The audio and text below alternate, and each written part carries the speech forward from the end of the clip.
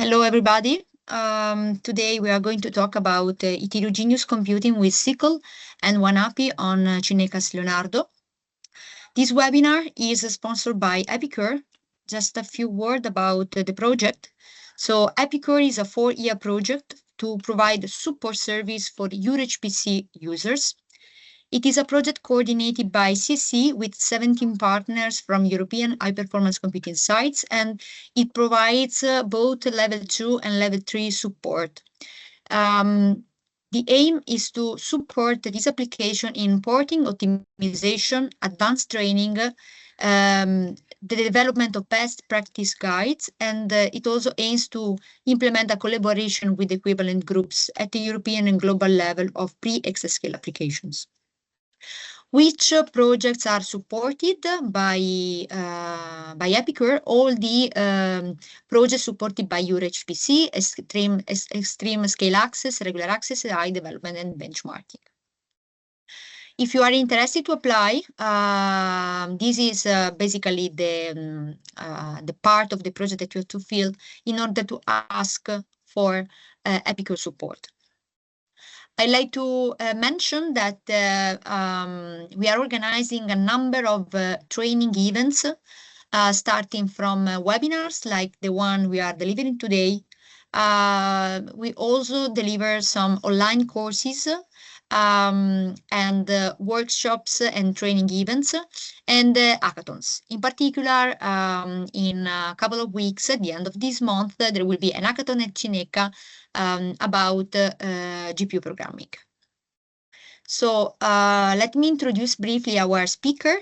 Our speaker is Biagio Cosenza, the assistant professor in the Department of Computer Science at the University of Salerno. He's an Intel oneAPI certified instructor and a member of the SYCL working group. So thank you for your attention. I'll leave the floor to Biagio for the presentation.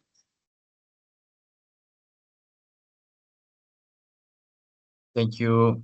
Thank you very much for the introduction. I just share my screen. Okay. You should be able to see my slides right now. Okay, so thank you again, and thanks for your time for being here and attending this course. So I'm going to talk. So I'm Biagio Cosenza. Indeed, I'm member also of the SYCL working group. So I'm going to talk about SYCL, which is a standard that I know also because I partially contributed to the writing of the specification. But overall, my research expertise is about programming model and how to optimize code for high-performance computing. So in today's talks, I'm going to give a very brief introduction about heterogeneous computing, and then I will talk about SYCL. Every single code you see today is code that has been tested in Leonardo, and I provide a way. So I will give you the slides. In the slides, you will really see the scripts you have to run to make it running on Leonardo. So we will see how to run some SYCL code in Leonardo, something about the basics, but a little bit about the advanced features, not all of them, because it will take very, very long time otherwise, and oneAPI ecosystem.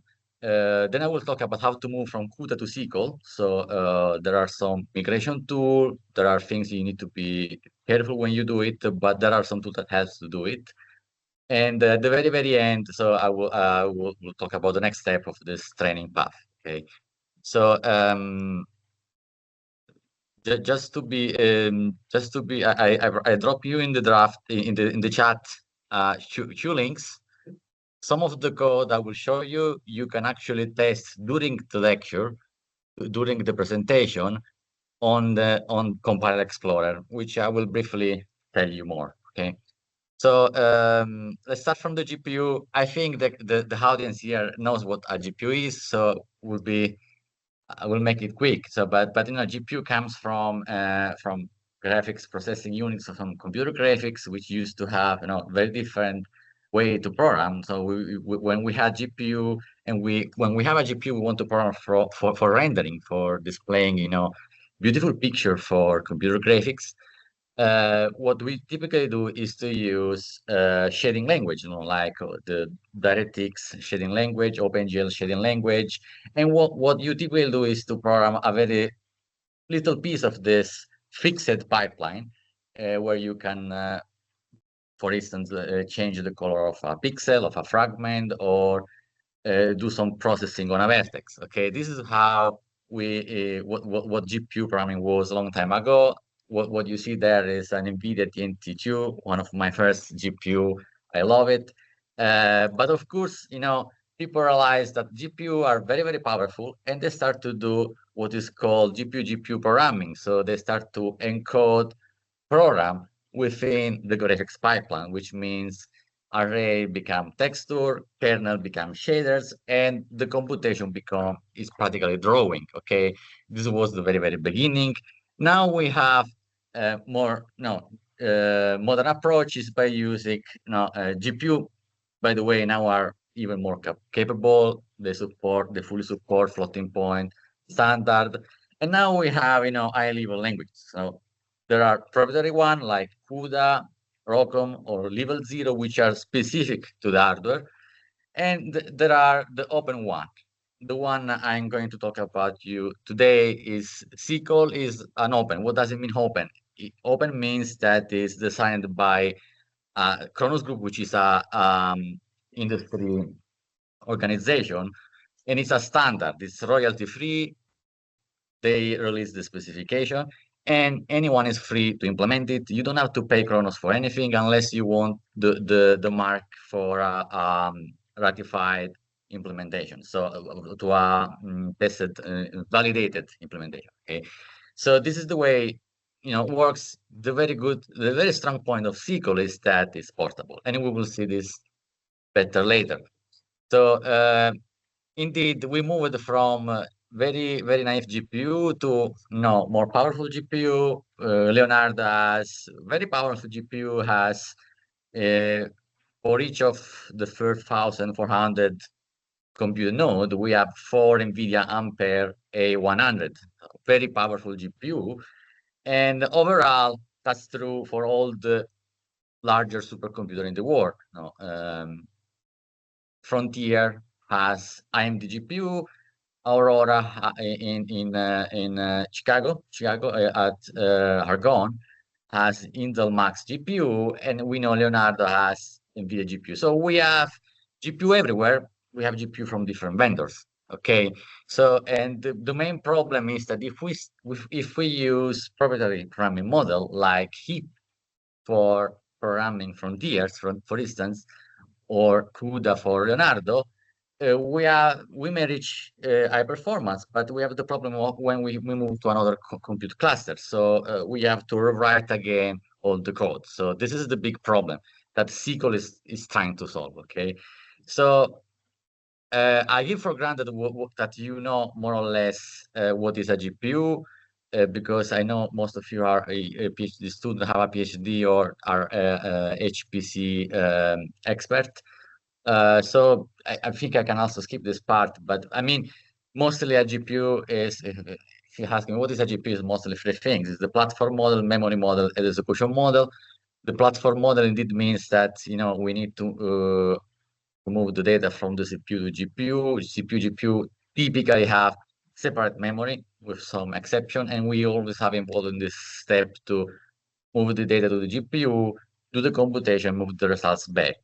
In this lecture, I will use Kronos terminology. So for me, we have the host and the device. The device is made of multiple compute unit. If you're familiar with CUDA, is the equivalent of streaming multiprocessor, right? And within each compute unit, we have processing element, which is the equivalent of CUDA threads. Okay, so the good point of using this terminology is this is abstract to the hardware. Okay, and we can reuse the same terminology with different GPU. The execution model also includes the concept of workgroup, which is the equivalent of CUDA blocks. So those work items are organized in in work group, and they are scheduled all together in a compute unit. So another perhaps important point, so even this is a little bit more advanced, is that compute item work in a SIMT fashion. What does it mean? So for instance, if you are on an NVIDIA GPU, what is called a warp, so we have a 32 compute item working, capable to work together. This is, if you go on AMD, this is called wavefront 64 item. On Intel, this is called XE vector engine and actually has a variable size. This in SYCL we call subgroup. Okay, subgroup is one word to exactly mean this specific aspect of the execution model. And the last point, of course, is the memory. So GPU typically have a global memory, then they have a faster memory we call local memory. This is called shared memory on NVIDIA slang, which is faster but smaller. So, and it's very good if you can use it, you typically have very big performance boost. And we have private memory, which is private to the threads. Okay. So now that I finished this brief introduction, let's talk about SYCL, right? That this is the main reason we are here today. Is single source. So it means we have on a single file, we have both host and device code. It's high level. There are very, very nice C++ high level feature in SYCL. C++ is very, is following the C++ standard more than other Kronos technology like OpenCL. This is a very strong decision which has been taken from SYCL 2020. And it's open, very good point. And you can program hardware from different vendor. You can even program FPGA, not just GPU. And it's useful if you want to write code that is free from vendor lock-in. Okay, there are currently two major implementations. One from Intel, so the compiler is DPC++. It is also providing the oneAPI based toolkit. When you install the base toolkit, you have the compiler. When you have it from the oneAPI, you use typically ICPix as a compiler, which is actually a stable version of DPC++, but you can also, it's open source. You can also download from the source and play with it. There is another one from the University of Heidelberg. It's called EPICURE. It's very interesting because the mapping, for instance, to NVIDIA GPU on EPICURE actually now is called adaptive CPP, this implementation, is different from the one made on oneAPI. And sometimes you may have different performance depending on the code pattern you have. Other than that, we have many other experimental implementation, and more important, there is a work in progress to upstream SYCL into LVM, which means you will have in LVM a flag that enables SYCL on any LVM installation.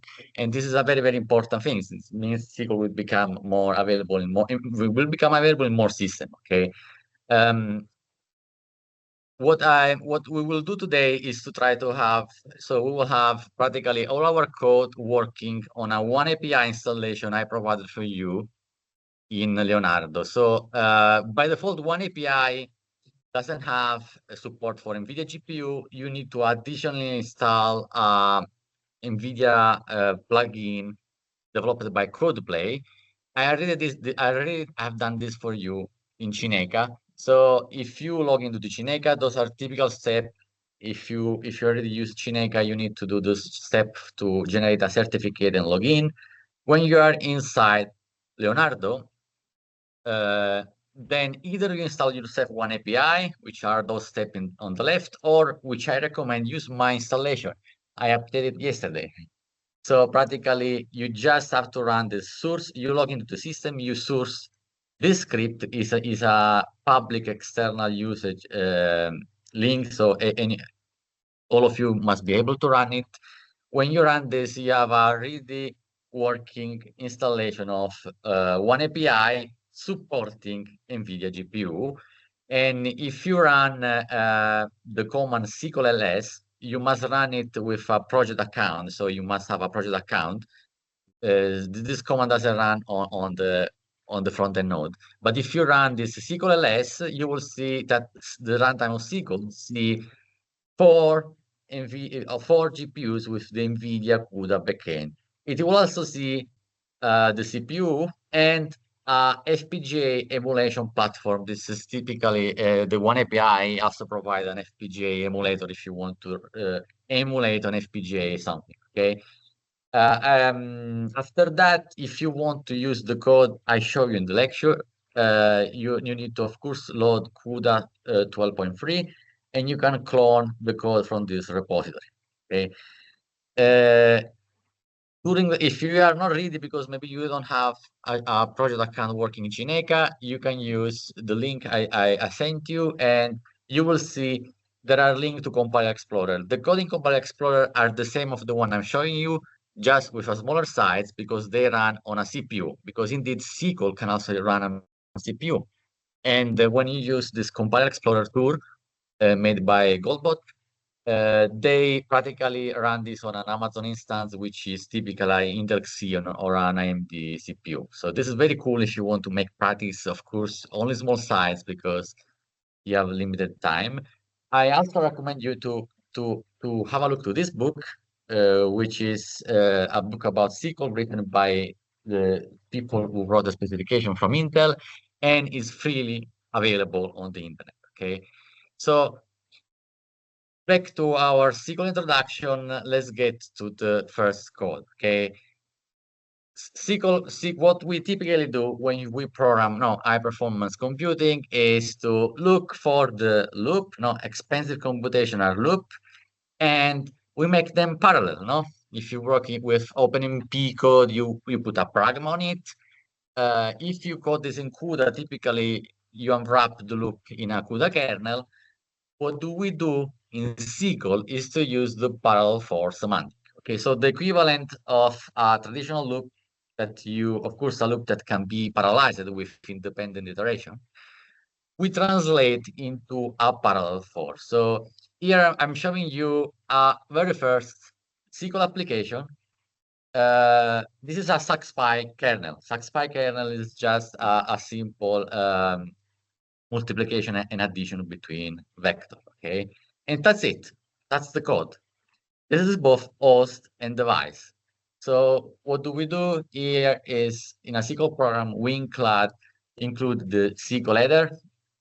Then we see standard C++ code using normal standard vector. Then in this case, we create a queue here. The queue here, as when doesn't take any parameter, it's a queue connected to a default device. Typically, it gets the faster device. You can write specific code to change the way the device selection is done. But if you run this in Marconi, it will give you the first GPU. Okay, if you have the GPU properly installed. Okay. So the queue, is, let's say, an abstract concept, is similar to the OpenCL queue, which points to a device, and in this case will point to a GPU if you have a GPU in your system. Then we have the buffer. The buffer is a abstract data location, in which in this case we initialize with a standard vector. So the data of this buffer is actually vector. As it is also in OpenCL, the buffer doesn't say where the data is. Okay, it's a very abstract concept. You can use between different queues, for instance. We have the range definition. The range tells me how many iteration I want. I need to define a range for it. And in this case, it's actually a one-dimensional range, and the size is the size of the vector. Okay, I would like to run one iteration, one kernel for each element of the vector. Then I submit a set of commands to this queue. And then you see here there is a parallel for. Okay. Before to run the parallel for, we define what data this parallel for is going to access to, and this is done through the accessor semantic. So here we say that this accessor say that X is a read-only access to the X buffer, and Y is a read-write access to the Y buffer. Okay, this model is called buffer accessor mode, and is one of the way to access the data in SYCL. It's not the only one. There is another one will see later is called unified shared memory, which is closer to CUDA. This is very, very specific to SYCL, and it is nice for one reason, that it automatically calculates the dependencies and doesn't really need the user to explicit data movement. This is a very, very nice feature. So it's more high level, and buffer and accessor are RAI semantic in the C++, terminology. Very, very high level concept. Okay. Now the question is, what is the parallel part? Now, what is my GPU code? So all of this is source code except this line here, where you have this lambda function, and let's see if I can highlight. Yes, I can here. So this code here, I hope you can see where I'm pointing to. This code here will be executed. So the body of the parallel 4 is a lambda function that will be executed on the GPU. All the rest is host code, but what is inside the parallel 4, it's a kernel function which will be executed for all the ND range. Okay, this is the parallel part. So this is very, very simple. Okay, so I'm trying to catch up with the chat. I didn't see the chat so far.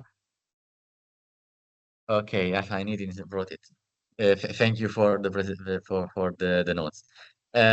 So behind that, it's just this single code, very tiny part. It's very high level. Okay, if you want to run this on Leonardo, you need to use the ICP after you did the script I showed you before. So after sourcing all the oneAPI setup, you need to use the ICPix compiler minus fsycl flag. You need to use this flag to specify the backend, which is the specific backend supporting the NVIDIA GPU, and then the C++ file.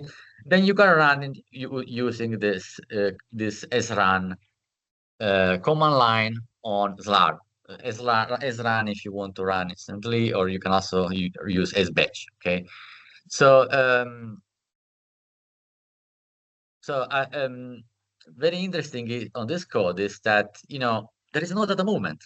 Where is the data movement? Okay, so when using buffer accessor, the data movement is implicit and is the runtime which understand when to move the data and perform it. So practically in this case, because when we have the submit of the common group handler, the runtime knows which data needs to be accessed to.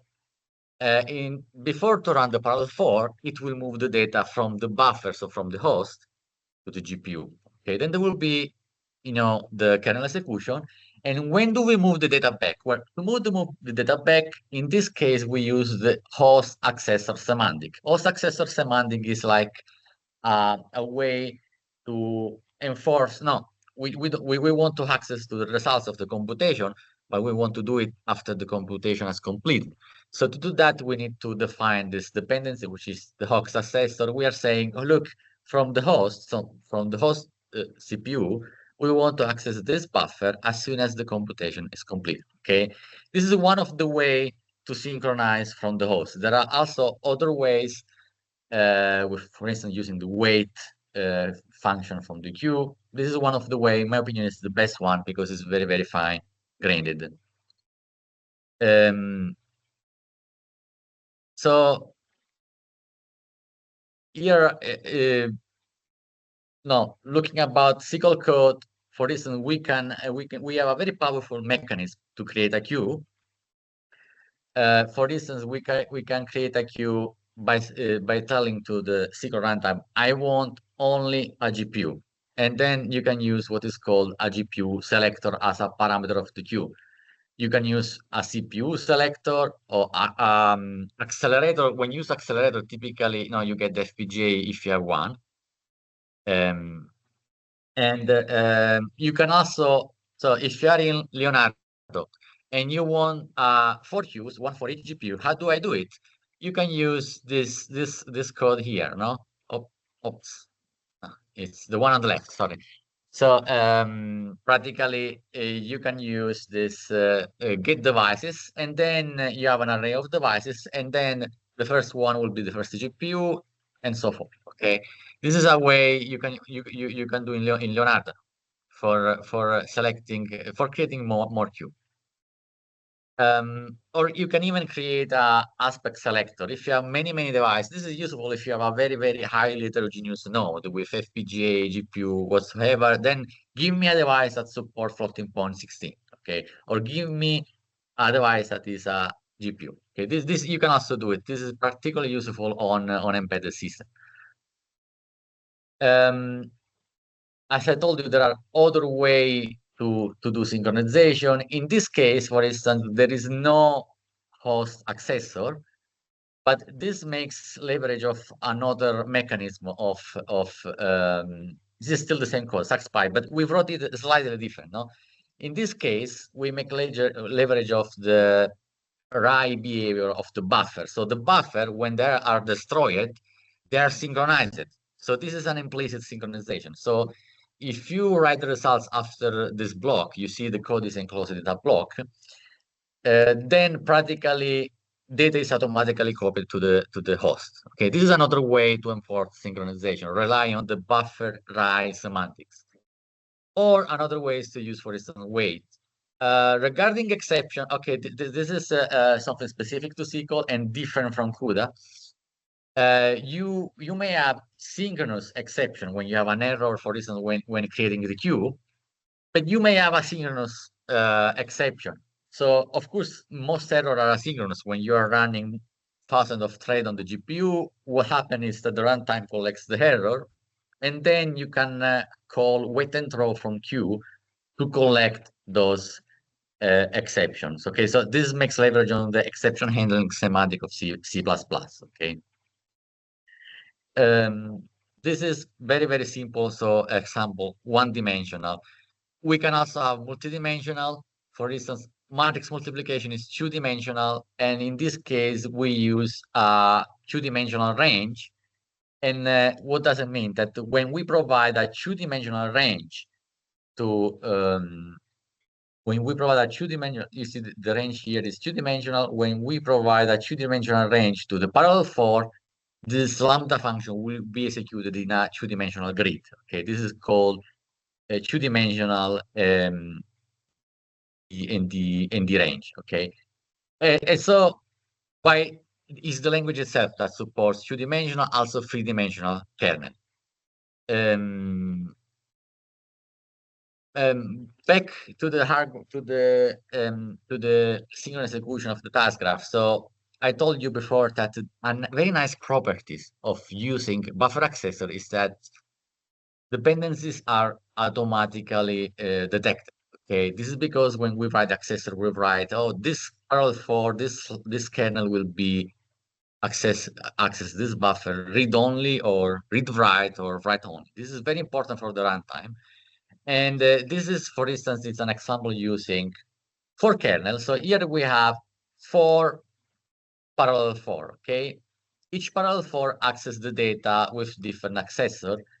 And internally, the runtime is building automatically this task graph. So this is a task graph. So each task is a kernel execution. And you see the dependencies are automatically built. At the end, we have an aux accessor, and this means that we should not write anything about dependency explicitly. This if we use this buffer accessor access mode. So this is very high level in my opinion, and it's very good if I'm prototyping a code. I want this to run very quickly on my GPU. I just use this buffer accessor, and it works.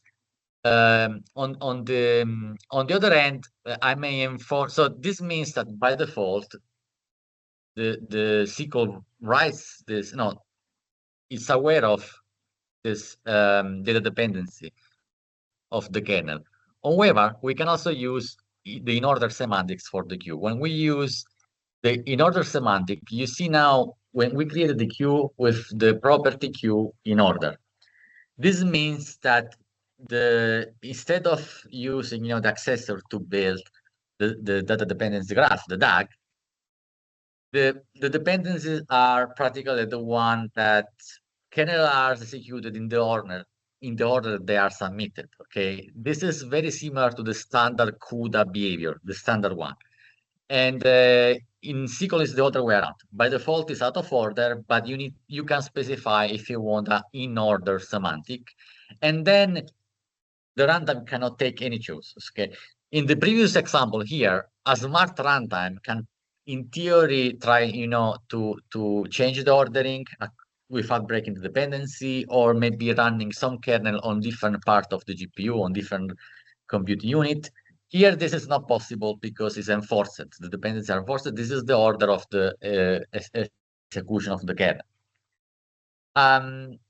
As I told you, this is the buffer accessor mode, very high level.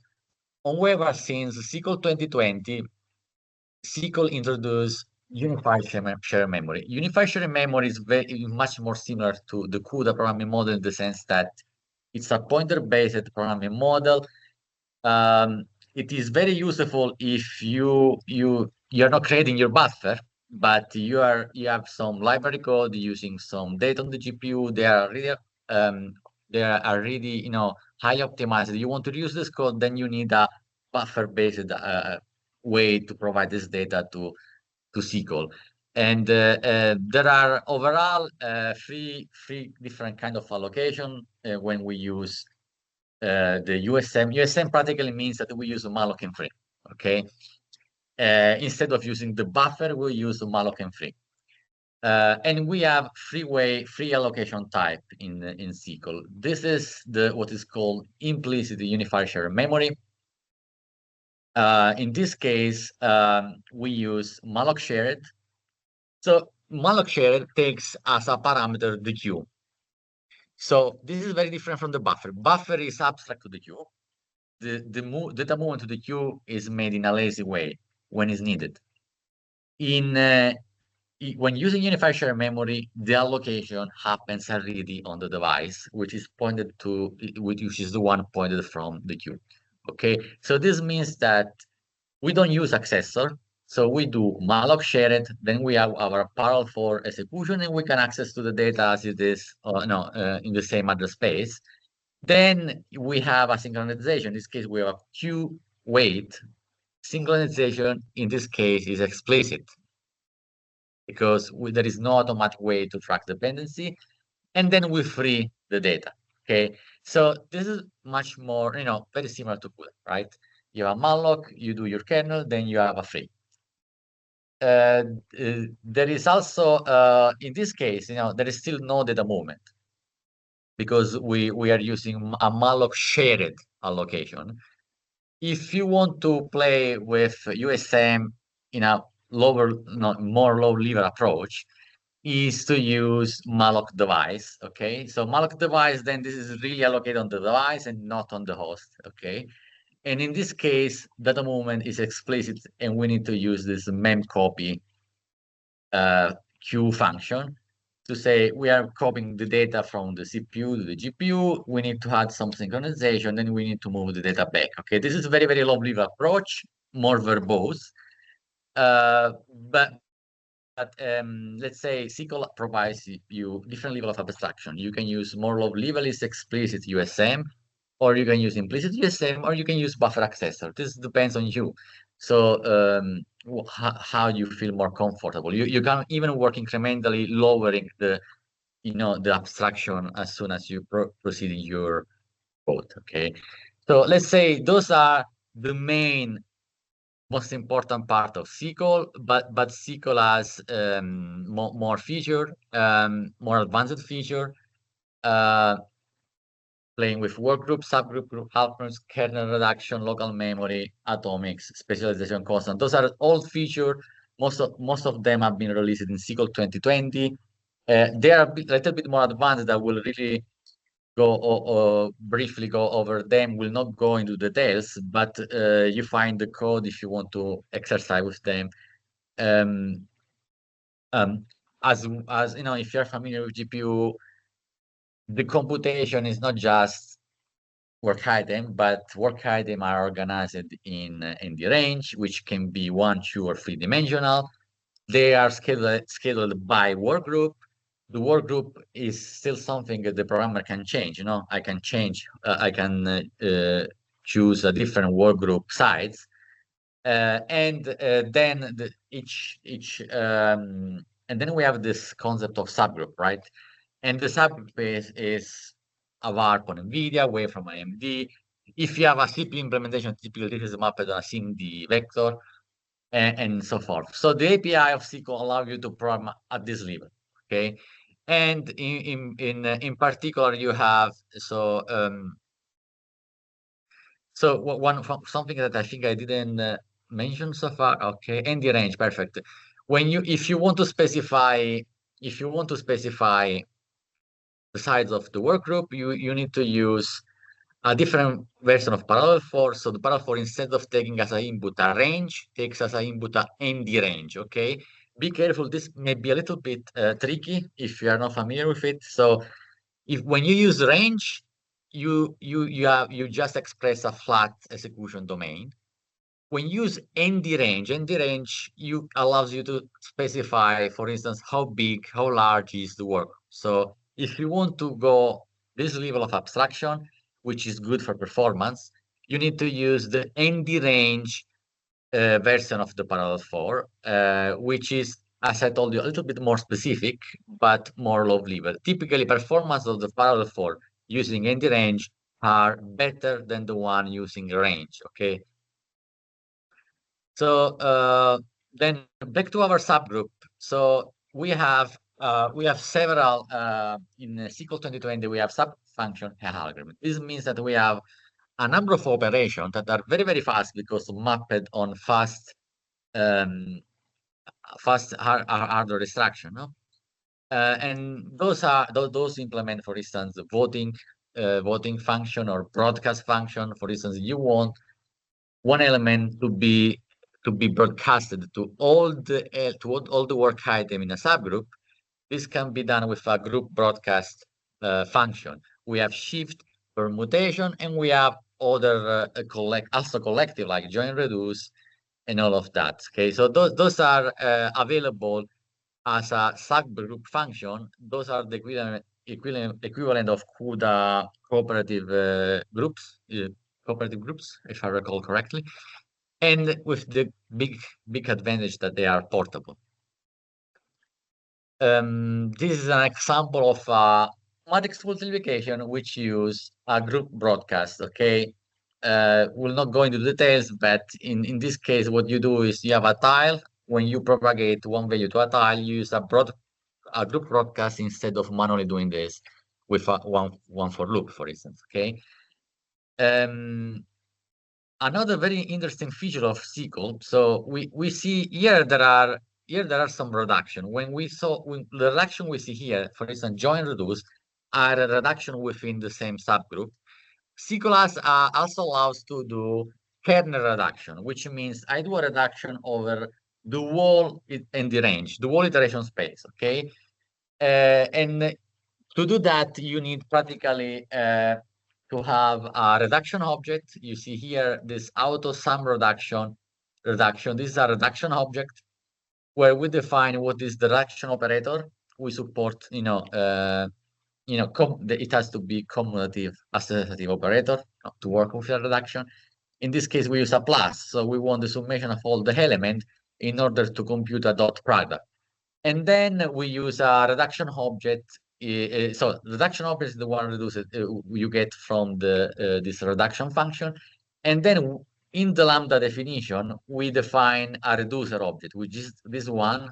It's auto because its implementation defined the type. And with this combined, we calculate the overall reduction. This is very interesting because this means that you should not write manually your reduction, but it's up to the compiler to find a good implementation of the reduction. So this is, the compiler gets better and better with implementation. Typically in CUDA, people used to write, to use, for instance, Mark Harris reduction implementation. It's very, very verbose. You can really save a lot of line of code by using SYCL reduction. Okay. You can also do in SYCL what you do typically, in CUDA when you use the local memory, the shared memory in CUDA, and this is done by using local memory accessor. Practically, this is a matrix classification using tiling.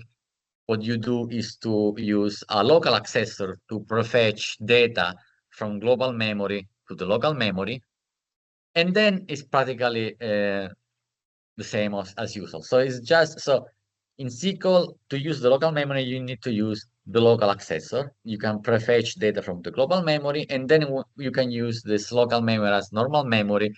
And you see, this is the parallel for. In this case, we are applying tiling. When we use tile A, this is local memory, is much faster, and we can use the SYCL group barrier to synchronize at group level. Okay, this is a work group level. Okay, we also have atomics. So from SYCL 2020, atomic specific follows the one of C++. So they are very, very close, are the one of the C++ rather than the one in OpenCL. The semantic has changed. When we use a semantic in the SYCL, we need to specify the memory ordering. So those are the C++ memory ordering. So relaxed memory, acquire, release, or acquire, release semantic, or sequential consistent. In addition to that, we need to specify the memory scope and the address space. So depending if you are working by work item or subgroup, or in global memory or local memory, for instance. Here is a tiny example. And you can see here that practically in this code we use atomic reference to define an atomic hat. The atomic hat, you see this template parameter, practically the atomic reference is templatized using the type, in this case is integer. The memory order is acquire release, and the scope is device. Okay. The address space is global space because we are working on a global memory variable, and in the end we have the variable, and the fetch hat is the operation that is atomically implemented. Okay. Okay, so with this I provide you an overview, or let's say, of the foundation of SYCL. But indeed, when we write application, we go, we have to see SYCL as a building block of, a larger application. So especially, as of today, we have many people writing AI application. Very often we reuse existing library. We may combine our SYCL code with existing library. So it is so SYCL is, in the end, is just a standard, and it is important on one end to provide a software ecosystem around SYCL, so that we have many libraries. They can talk each other and use, so that you can use the highly optimized library when you need it, and then go back to SYCL. And also, let's keep in mind that SYCL is a standard. There are many implementations. So what's happening now, what happened is that Intel open source all the source they have within the Linux Foundation in the unified UXL, which is a unified acceleration foundation, on which we have also Samsung and other industry. And the idea is to have open source implementation of the whole SYCL stack plus the ecosystem. And this is very interesting because we do not only are limited to SYCL, but we have, for instance, the oneMKL, the famous math kernel library, which is available also within the SYCL ecosystem. We have famous library like thread building block. We have oneDAL, where there are data analytics library. We have oneDNN, which is a deep neural network library. This perhaps can be interesting to have a quick look at, because oneDNN, neural network, perhaps some of you are familiar, or they have project with neural network. They would like to know how to work with oneDNN and kernel and SYCL kernel. So, and just a few notes about oneDNL. So this is practically one of the 7 building blocks of the oneAPI ecosystem, and it has different execution engines. When you execute on a GPU, relies on SYCL-like software stack.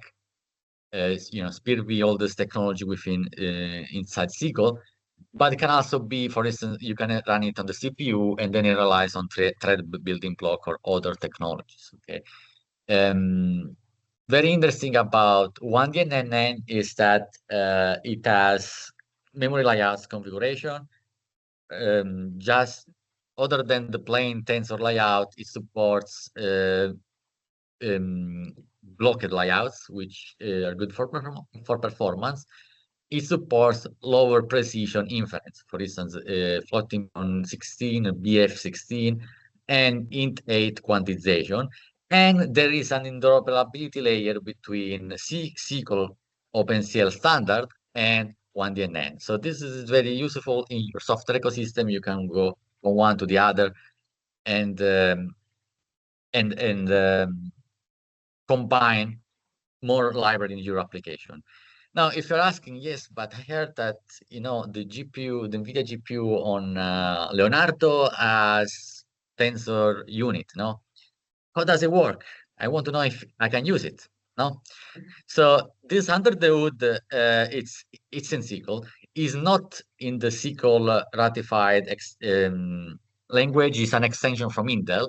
But Intel has a join-matic extension, which practically it's an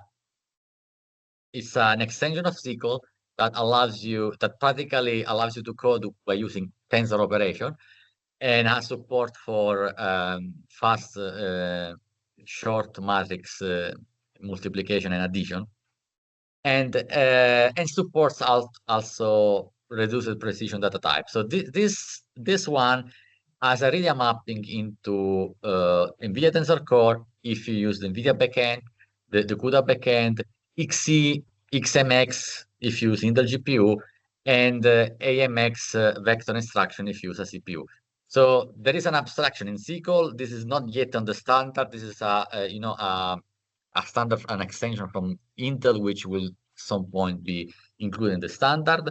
And typically we do not use it, okay? But if you are really writing low-level code with AI code, you need to use the equivalent of the tensor unit, tensor processing unit code in CUDA. You want to do the same in SYCL. There is an extension, and this is the code. So the code is very verbose. But indeed is very similar to one from NVIDIA, from CUDA. And actually what it does is to implement this join matrix operation, has operation for filling the matrix, load the matrix with different precision, and to store. Okay, so this is very interesting in my opinion. I would like to show you a couple of more projects from the SYCL ecosystem that may be useful for your project. So one is the SYCL graph. So the idea of SYCL graph is that we can defer the execution of command. No, think about, I have an application, maybe interactive application. No, each frame I have to do 3-4 kernel computation. So what I typically do is to perform the same operation again and again for n times. So the idea of using SYCL graph is that you can record and replay commands. So this is a very nice way to reduce the overhead of kernel submission. And the idea is exactly to have API. You have this begin recording and end recording. All the commands are recorded. You save it in this SYCL graph API, and then you play it later. So this is very useful and may help. I've seen application greatly using the SYCL graph API. Is very helpful for high-level programming. There is also the API, to explicitly create a graph, make edge, execute the graph, and so forth. So this is a very interesting, one of them very interesting library. There are many ones. This is I've seen many people using it. I think it's very interesting. Another side note, this is very specific to SYCL. There is a safety critical working group in SYCL. This is more for embedded system than HPC. And this is still, work in progress, working group. But it's very interesting because SYCL will have a safety critical extension of the specification, which allow you to be your code to be compliant with safety standard like MISRA or ISO. All the ISO standard are listed in the slides. So this is very, very interesting. This is the focus is on real time. When you do real time, there are things you need to be careful. For instance, you want to get into a critical section. There should not be data movement happening under the hood. There should not, you must be sure that what you do is what you expect. And this is very important for certification. Think about automotive industry. There is a working group in SYCL that is working on this. So they will ratify the first version of their standard, which will be practically an extension of the SYCL specification with a focus on safety critical. This is very, very interesting. Okay. With that, I have finished with the SYCL core part. And I will now move to the CUDA to SYCL migration, okay, which I believe many of you have CUDA code, have experience with GPU, have some CUDA code, and they are wondering how I do now move from CUDA to SYCL. So yeah, that's nice. I can have my code portable, but I already have my code written in CUDA. This is a typical problem, no? When you have a large code base written in a different language. So um, regarding the migration from CUDA to SYCL, we have what I will show you is this DPC++ compatibility tool. This is how it is called within the oneAPI distribution, but this is also an open source project made of people contributing. And when you see this from the open source project, this is called SYCL-O-Matic. Okay, so SYCL-O-Matic and the compatibility tool is the same thing. SYCL-O-Matic is practically the version of you have to compile yourself. The DPC++ compatibility tool is the one you find in oneAPI. And I will show you a few migration examples. I will also show you a few hints of porting of large code base where unfortunately the tool may not be enough, which we carry out in other projects. Okay, so practically this compatibility tool, the idea is that is practically, if you're familiar with source-to-source compiler, it's very similar to a source-to-source compiler. Takes as an input CUDA code and generates SYCL code. So the Intel guys have tested this tool with many existing HPC benchmark like Rodinia, Shock, Pennant, and so forth. Between 90-95% of the code migrates automatically. So it's very powerful. Of course, if your code is very, very high optimized, it may fail. That because when you use very low level optimization, the tool may not get it. It doesn't support Fortran at the moment, so it's only limited to plain C code CUDA. And the code generates code with comments on it. So sometimes your code will have some comments because the tool said, I use this semantic, but check also this one. Or I'm not sure about this. This is very useful feedback you will find in the code. So typically when you use this tool, you have practically intercept build, which is you use the intercept build when you have a makefile based CUDA project. So for larger project, this is used for the tool to understand whole dependent code. So if your project use 10 CUDA files, this intercept build will look over the makefile and look for all the dependency and build a JSON script where there are all this information. Then we use the tool, which is called DPCT. And for example, we use DPCT -p compile command JSON. This is the output of the previous step. And then we can configure further the output where we want the output folder and so forth. Okay. If you only have a single source CUDA file, you can directly apply step number 2 here. After you do it, you can verify the code if there are warnings, and then you can compile with the Intel compiler for SYCL, for instance, and you will have your project running. Okay, this is very high level tool, and for my experience, I tested this with many codes. For it works very well for classical benchmark like Shock, Rodinia. If you don't use very advanced features, it works very well. Here are all this code I run in Leonardo, so you can really copy paste the command line from these slides and run this in Leonardo. This is a vector addition. So to run, if you want to run the vector addition after you have configured the system, as I have shown you earlier, you clone the repository, you get into the folder, and in this case, we just run the dpct vector add command.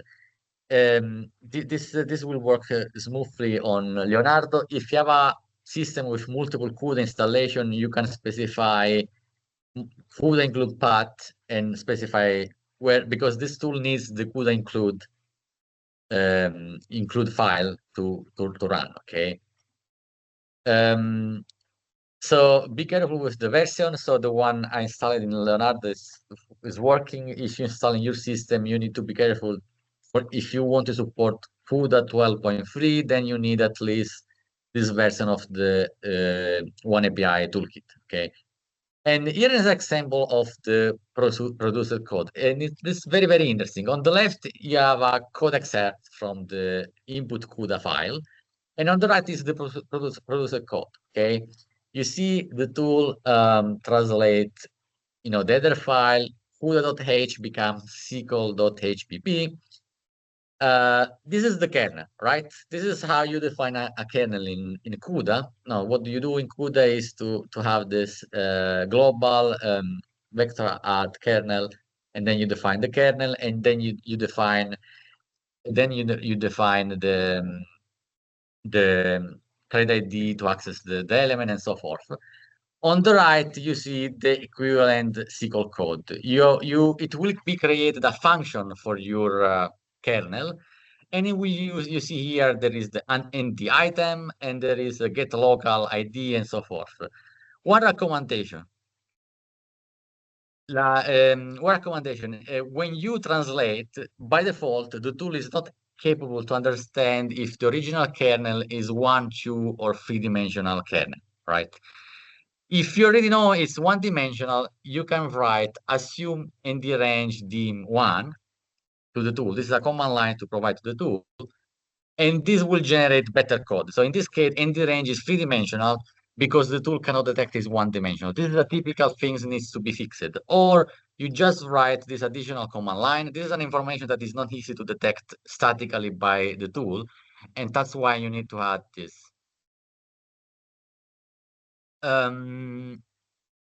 Okay, so answer to Gabriele Fatigati. So this is an example of code, produced code. This is really how you get the output. So it's very easy to read. It's not all. I will show you a little bit more now.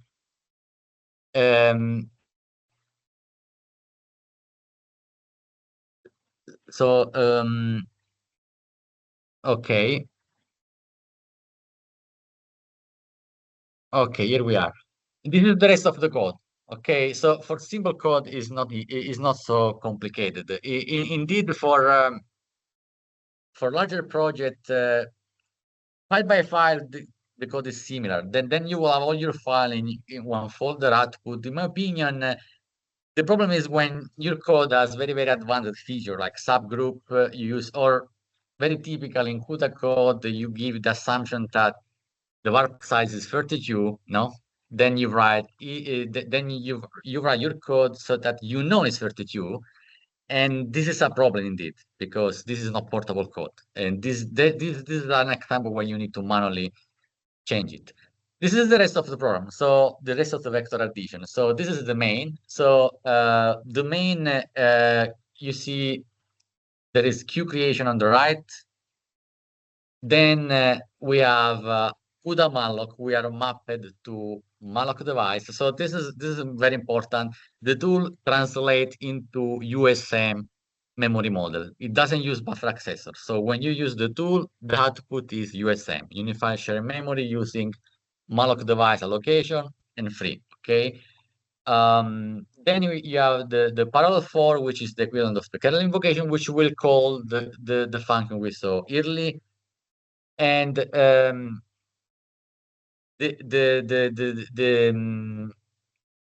the end, the tool has a wait for the synchronization, and we have the free. For the error, the equivalent of typically checking the output of an error code in CUDA. I think this is the typical way to do it in CUDA.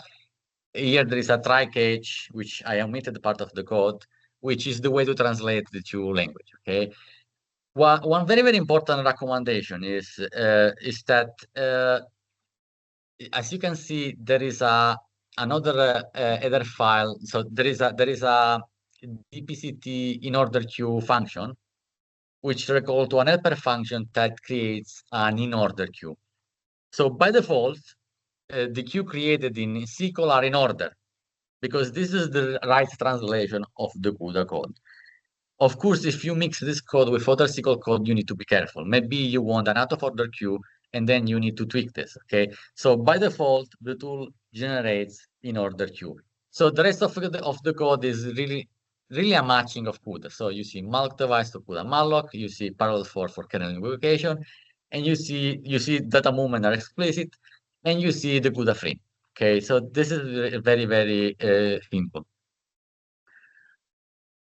Here indeed is a detail about the queue migration. So be careful with the queue, because by default is in order. Sometimes you don't want an in order queue.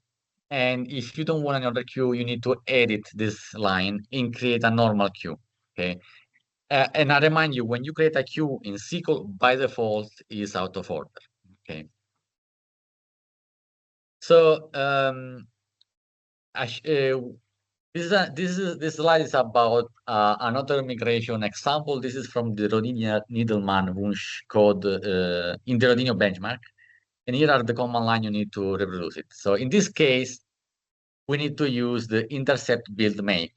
And the intercept build make, what it does is to recognize that this project is made of two CUDA file.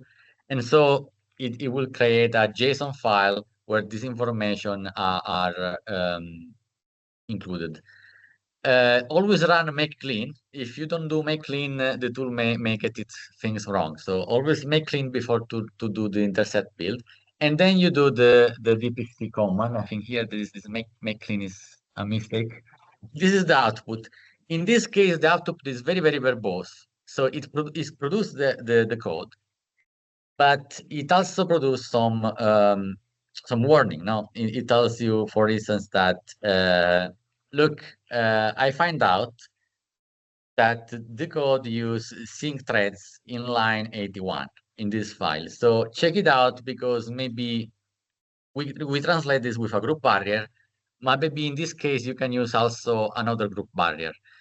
In the second case, instead, he understands the block size. You see, the expression is replaced with a value.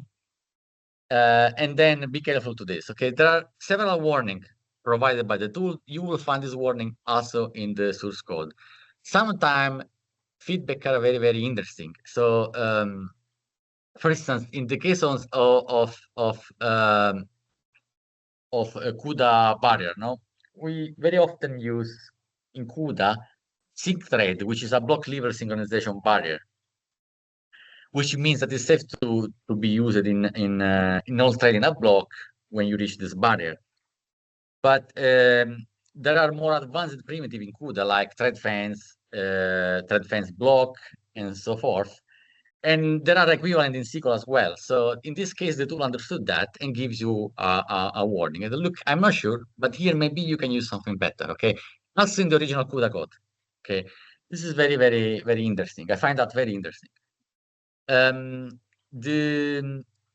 interesting things about the translation tool, this cyclomatic tool, is that it also works with Kubla's code, so you can translate Kubla's code to MKL.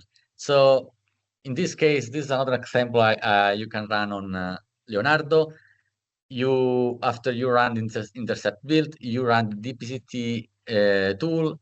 The tool understands there is a Q plus call, and it translates the Q plus call to a MKL BLAS library call. Okay. Of course, then you need to compile with the proper command line, because MKL requires very specific command line depending on the execution engine. But even the code with Kublas is converted. Okay, and this is, I mean, this is how to use the tool. There is no time for a demo, but I want to provide you an overview of the tool, which I suggest you to give a try. It works very well, in my opinion, for medium-sized project. Actually, as soon as the code do not use too much advanced CUDA feature, the tool works quite well even with large code base. But indeed, it may happen that you have a very large code base and you need to write part of your code into SYCL manually. Okay, this may happen, and when this happens, it takes time. And what I want to report to you is my experience with this process. We did this for a European project in collaboration with CINECA and Dompe and another partner is called Ligate. And what we had is as an input code is a molecular docking code. The input file was highly optimized CUDA code, optimized by people from NVIDIA. Maybe there are people here, people who optimize it. So this is really the hard challenge, to translate in SYCL code that is highly optimized in CUDA. And very, very interesting. It took some time, but in the end, we reached 90% of the native code CUDA performance. We didn't get the same performance, but we get very, very close to, especially after some optimization passes. So here I want to provide a few feedback of what happened during the porting stage, because in my opinion, we had some very, very useful insight. First of all, when you do the porting, I recommend you to use unified shared memory rather than the buffer accessor semantic. So buffer accessor semantic is high level, but the accessor semantic in the generated code may slightly increase the register pressure. In this problem, register pressure was very, very important. In fact, different versions of the code have been written. The one with less register pressure were also the most performance portable. So first thing is try to use unified shared memory rather than buffer accessor if you really care about performance. For many codes, you don't see the difference, but if you are, in particular, if you are register bounded, you will see the difference. The second hint is about the use of group algorithm and kernel reaction. So group algorithm works very well. They are mapped into, they have a very efficient map into warp primitive or waveform primitive on IMD and so forth. So this really helps a lot. You need to write your code in a way that you may have a subgroup of a different size. This typically you don't do in NVIDIA, no? You assume it's 32. Then when you do this on SYCL, you have the subgroup size, which may be 32 on NVIDIA, 64 on AMD, and a different value on Intel. But once you do it, then the code is truly portable and the mapping is very, very efficient. So we had very, very effective, very, very good performance. And we were very happy about group algorithms. So they really do a very great job to bring performance and to bring performance portability. Also, kernel reduction are very interesting. Kernel reduction are amazing because you save a lot of line. Large project, you often have to write your reduction code. You write perhaps 10 reduction in a large code base. You save a lot of space by using kernel reduction. You need to check about performance. The good point is that performance can only be better because with the compiler maturity, those reduction implementation, they are getting better and better. So also kernel reaction are a very, very feature. What I can say about the original CUDA code specifically to this code, so what I say, do not generalize, but to this code, we at some point to easy the porting, we removed some feature like dynamic parallels. So actually, removing dynamic parallels didn't change the performance at all. And so sometimes you need to be careful when you try to use all the features of a programming language. This is the same with FIP, with many one, because at some point the code maybe was very performant on the original GPU architecture, but is not on the latest NVIDIA code. So even writing CUDA code, the same CUDA code is not performance portable between different NVIDIA GPU generation. This is a warning you get more generally, even when you use just CUDA or just HIP. It is even more important when you write SQL code. You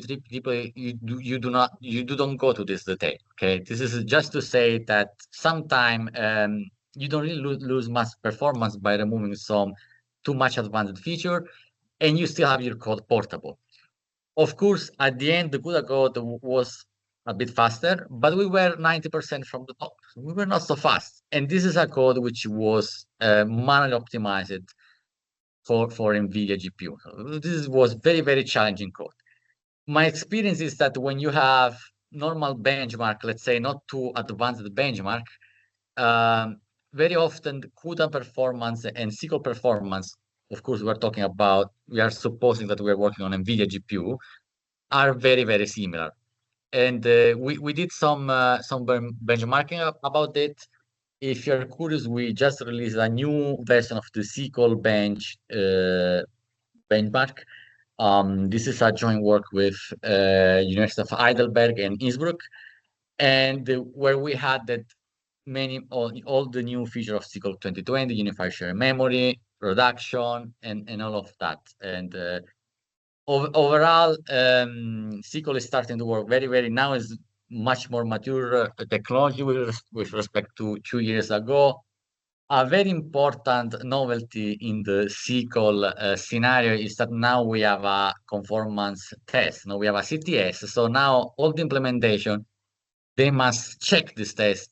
And this has, more. This is very important for performance portability, because then we are sure that the SYCL feature works the same way on all the hardware. Okay, this is very, very, very interesting.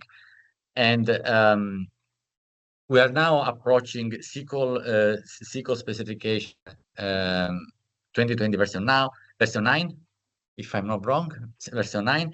And as it is now, the standard has made big progress with respect to the original SYCL standard. So with these slides, let's say I concluded the technical part. And I have a few more slides about the next step. Then I have time at the end of the talk for question. I'm sure you have question. The next step to who of you is following this training for SYCL will be online, and we'll be using this Code Recon's website. So you can go on this Code Recon's website. All the attenders will receive a subscription from CINECA, and you will be able to get into the Programming Accelerator with SYCL course. This is a very, very, very interesting tool, because as both the teaching part will explain you the SYCL semantics.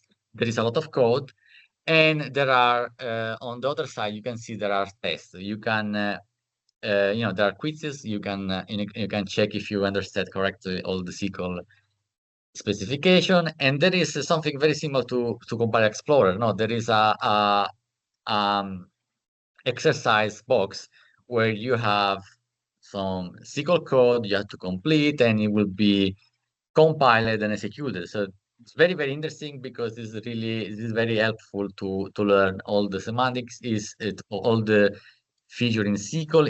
If I recall correctly, this is 9 module. After you unlock module 6, you will also be able to access to other courses, something like that. Okay, so to conclude, so I gave you an introduction to SYCL. I hope you understood, but I'm here for questions. As you can see, SYCL, it has very simple in the end, fundamental. We have this buffer accessor memory mode, unified shared memory, and we have the concept of parallelism, which is this parallel for. There are, if you are interested in more advanced optimization, then you need to seriously work with group algorithms, atomics, kernel reduction, and so forth. And overall, what I want to stress is that it's not just one programming model, but it's the whole ecosystem. So there is an ecosystem around SYCL. This is very important if you want to combine SYCL with, I don't know, AI library or data analytics library and so forth. So overall, you can have all these tools talking together and building an application that is portable. And this is the key message of the talk. All I show to you right now is code that is portable. So if you, with the proper configuration, it works on all three major GPU.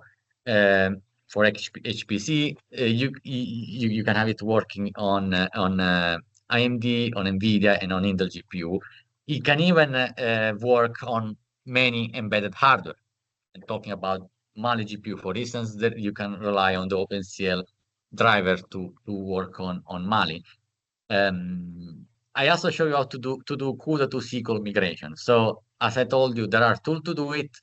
Tools work well for code that like normal benchmark, micro benchmark, or tools that have a moderate use of advanced feature. Of course, if your code is highly optimized, you will have to do manually. But the tool may be of great help to translate part of the code. And that's it on my side. So I finish here so that there is time for question.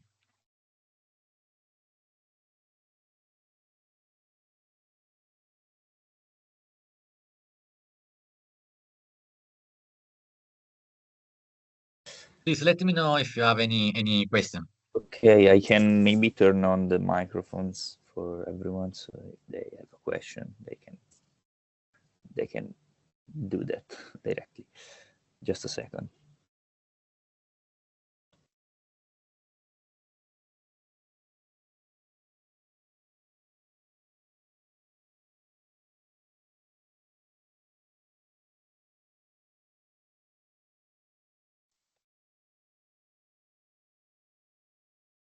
Okay, should work now. So I see need to read a reply to the question from Esposito.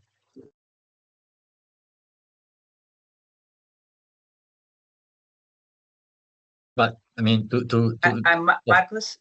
There is a Marcos. I think he's raising hand. So Marcos, please go ahead. Open your mic. Hi.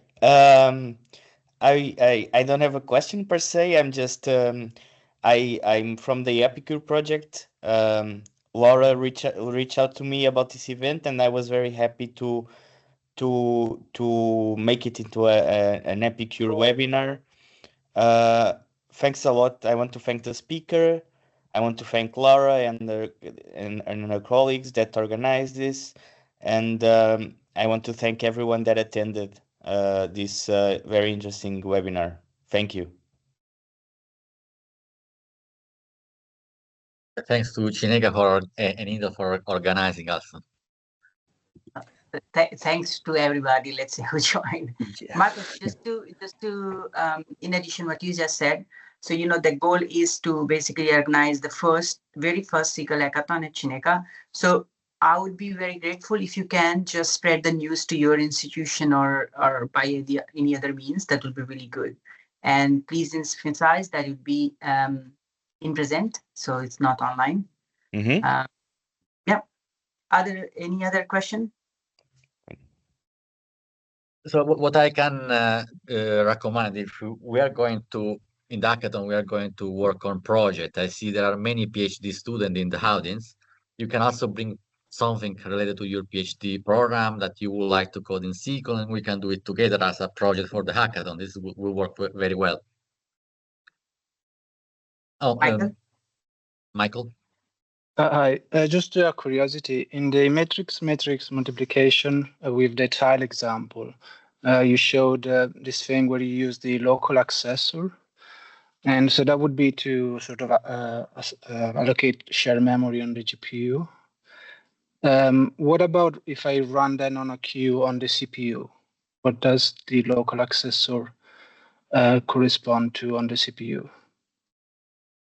No, so no, local accessor cannot access to the data on the global memory. So this is practically the buffer is the global memory.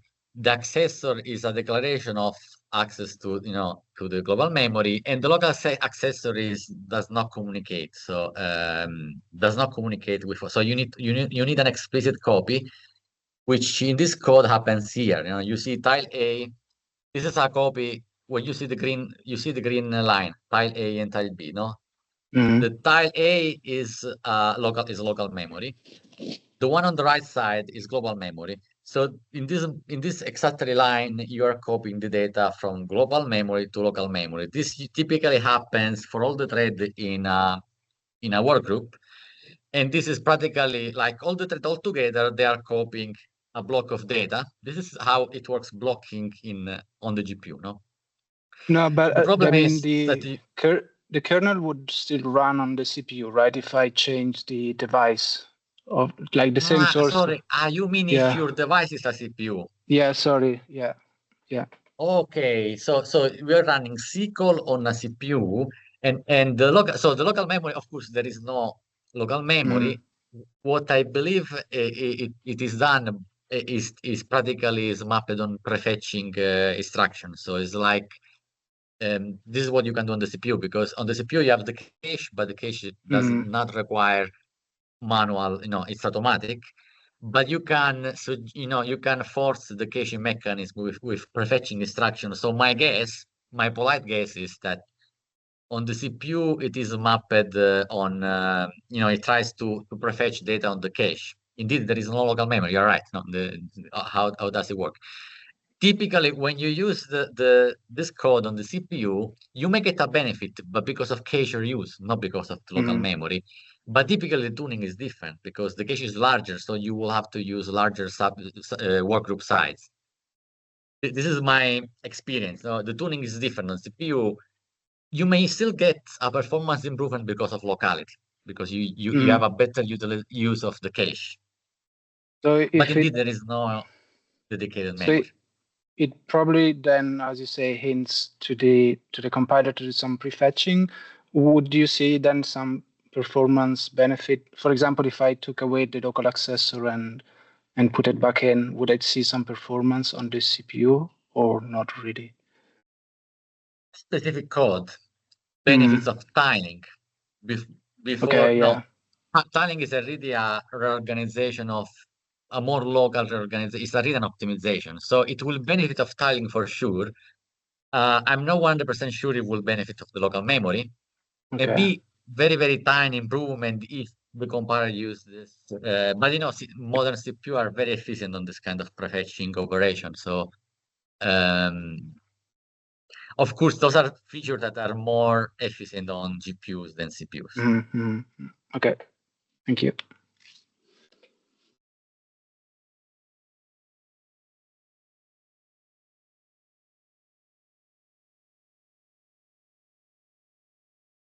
Okay, if there's no one else, I think we can close. Okay, Alberto. Sorry. Alberto. We'll have a question on the warp level semantics, on the warp level functions that you mentioned earlier, like select from group and shift. For what I understand, there's not an equivalent of something like ballot and masks for warp level functions in SYCL, or is there an alternative, or am I missing something? Okay, so very good question. I'm not sure I know the answer because you mean the polling one. So isn't this any of and all of? If what are called the voting function in CUDA should be any of and all of. It may be one or two are missing, but Which one you I refer mean- exactly? I mean that in CUDA you could have a ballot where you are saying something like any of or all of, and you select some verb, some thread within the verb, sorry, and then you run a function specific for those few threads that you selected. So the Once you equivalent of select the some- ballot is any of and all of. No, I'm not sure. Maybe I'm missing something. So I have to be honest here. I don't know all of them. Okay. But the equivalent of the ballot is any of or all of. If there is something that you believe is missing, please drop me an email, because if no one has reported this to the working group, we can report to the working group. And they are Yes. very serious about this. They are very serious. There are many features added in the SYCL specification have been added after feedback from the user. We have people delegated for this. And I believe it's any of and all of and none of. I think it's those three maps, the CUDA ballot semantic. But if I'm missing something, please drop me an email. I'm really curious about that, actually. After you have selected something that maybe you can do that with any of all of, can you use the selection to run, for example, shift group only on those threads that you selected? Because the specification, I think, mentions that you have to run shift on null threads of the verb or the subgroup. That was my question. It is this is a subgroup. All the group function works in this way. They have a collective invocation, no? And then they have a collective behavior. So you have to call this for all of them, Okay. but then the code, yeah, absolutely. Okay. Actually, I think it's a bug to have an if that does not, you need to be careful. I think this is the same, maybe also in CUDA, no? When No, you use because a in var, CUDA, there's you can specify a mask, which is a bit mask, where you using the ballot, you can select a few threads and the shift will just run on that mask that you passed. But looking at the specification of SYCL, I do not see a way of specifying a mask. That was my question, but maybe I can drop you okay, an so email. I'm not sure. To be honest, I'm not sure. Okay. I don't remember the details about this function. But if you drop me an email, I will tell you the details. And if we find something that is not in the standard, I will bring the word now to the working group, because this is a very, very serious things for the working group. Perfect. Thank you.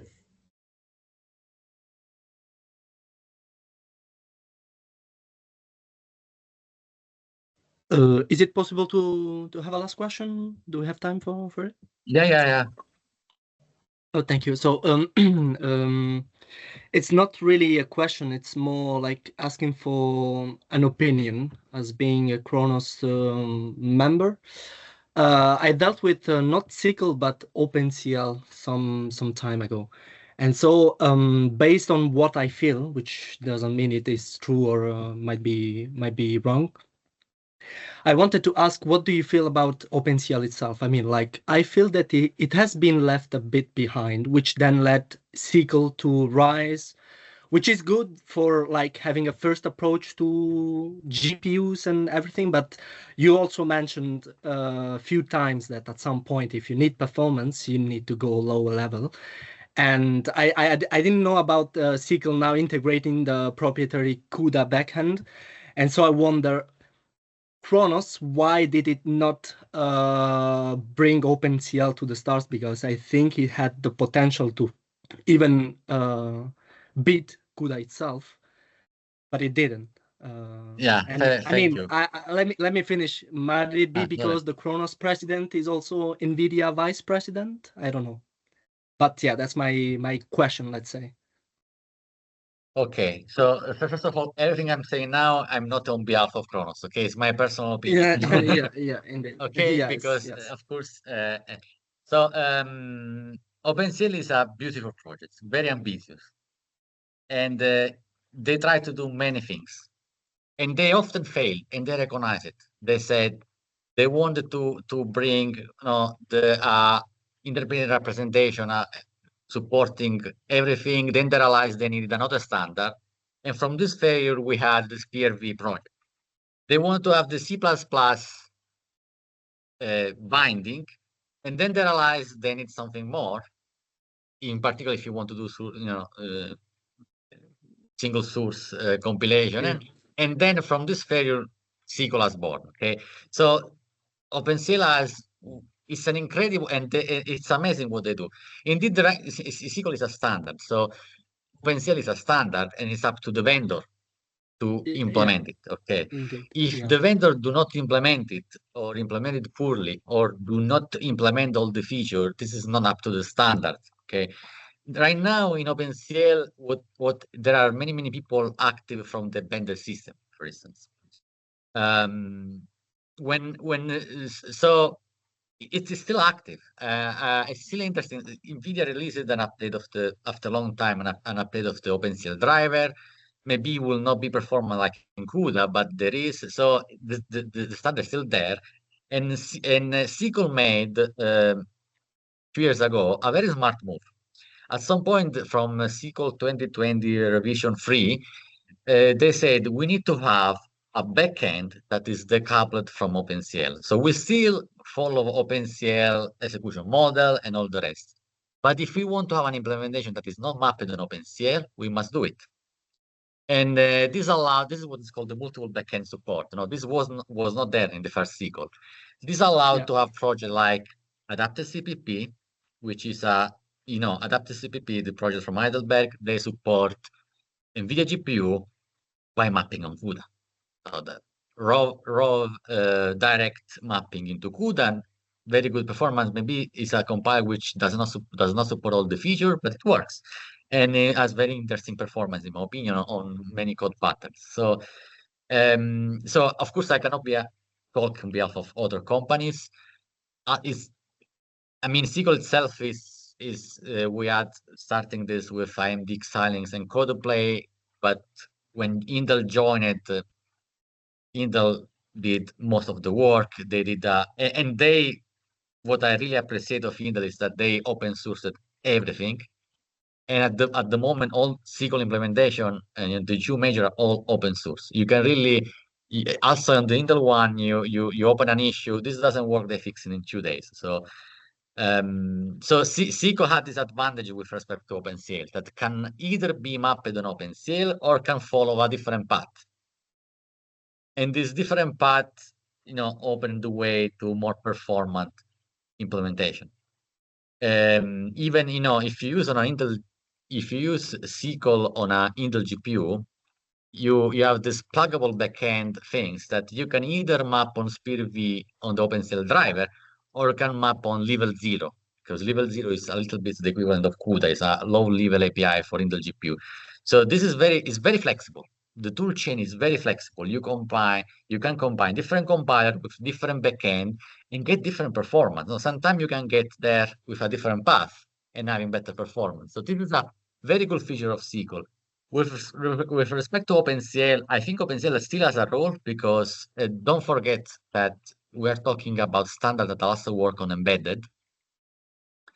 And perhaps this is also a limitation sometimes, because if you go on embedded, you cannot have too many features. So in my opinion, it's an amazing startup. And the work of OpenCL is also the work of SYCL is there thanks to the work of OpenCL. There is a strong interconnection between the working group to solve the same problem. To name one, I talk about USM. USM is one of the few extensions that was introduced first on SYCL and later, and maybe in the future will be also added in OpenCL. Okay, OpenCL had SVM, which in my opinion wasn't very strong as a proposal, and now we are seeing feedback in the opposite direction. So the two working groups work close together.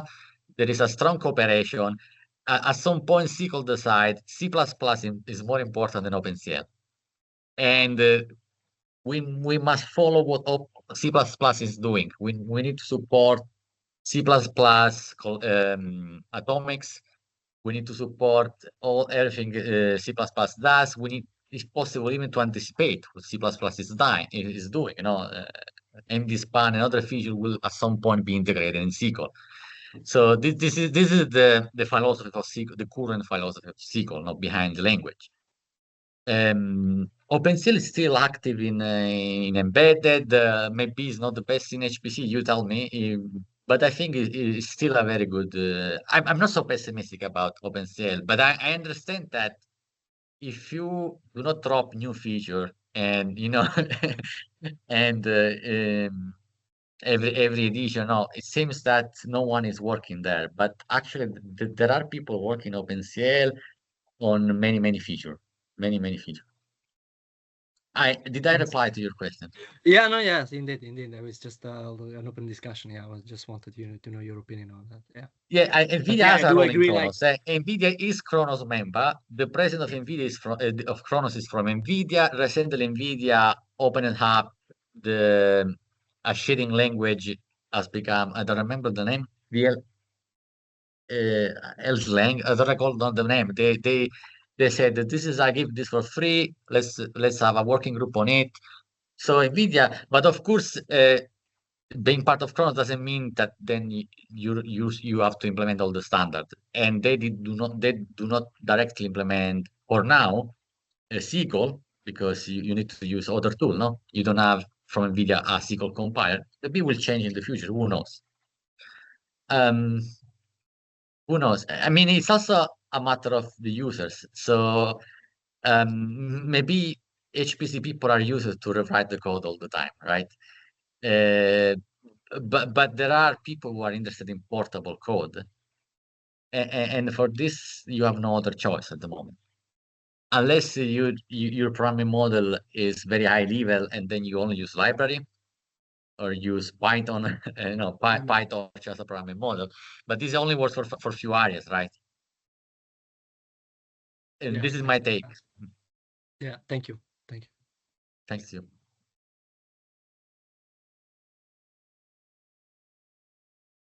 Okay, thank you. So if there are no new questions, let me just close this session.